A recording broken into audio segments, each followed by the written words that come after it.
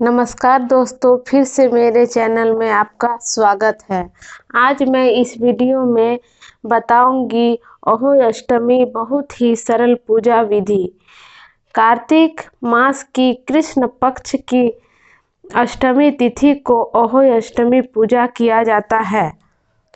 सबसे पहले महिलाएं सुबह जल्दी उठे और नहा धो के साफ सुथरे कपड़े पहन ले। फिर एक चौकी लगाए। अगर आपके पास चौकी नहीं है तो आप जमीन में भी अच्छे से पोछा लगा के अहोई माता की तस्वीर रख सकते हैं। फिर उसमें कलश स्थापना करें।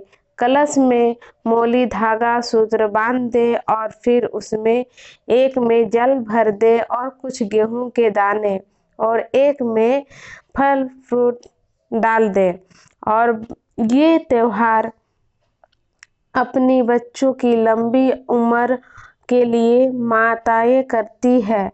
माना जाता है कि अहोई अष्टमी त्योहार माता अपने बच्चों के बीच मजबूत रिश्ते दर्शाता है। बच्चे की भलाई के लिए भक्ति और समर्पण के साथ इस कठोर व्रत को रखती है। अहोई अष्टमी पूजा रखने से परिवार के सुख समृद्धि आती है। और फिर कलश रखने के बाद कलश में जल भरे और पूजा की चौकी के स्थिति में अहोई माता की तस्वीर रखने के बाद रोटी और चावल के भोग लगाएं। हाथ में गेहूं के साथ दाने रख लें। अहोई माता के साथ कथा को सुने। इसके बाद अहोई माता की आरती करें और हाथ जोड़ के प्रार्थना करें। ऐसा करने से अहोई माता सुख समृद्धि और आशीर्वाद देती है। अहोई अष्टमी व्रत कथा इस प्रकार है। प्राचीन समय में एक गांव में साहूकार अपने 7 बेटों के साथ रहता था। दीपावली का त्योहार आने को था, इसीलिए साहूकार अपने घर की पुताई करनी थी। साहूकारनी पत्नी पुताई के लिए खदान की मिट्टी लेने चली गई।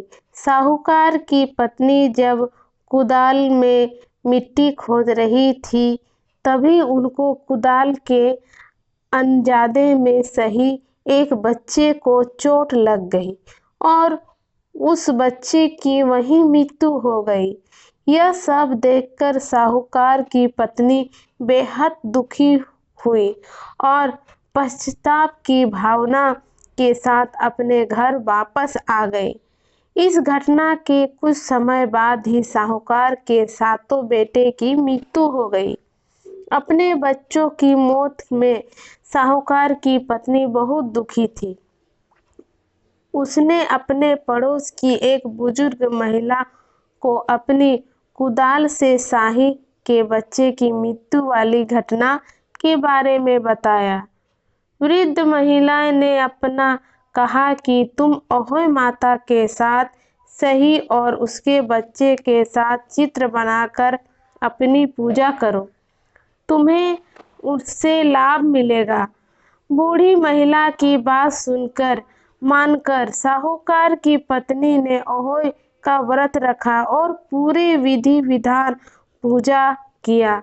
वह उनकी तरह से 7 बच्चे मन से अहोई माता की व्रत करती रही।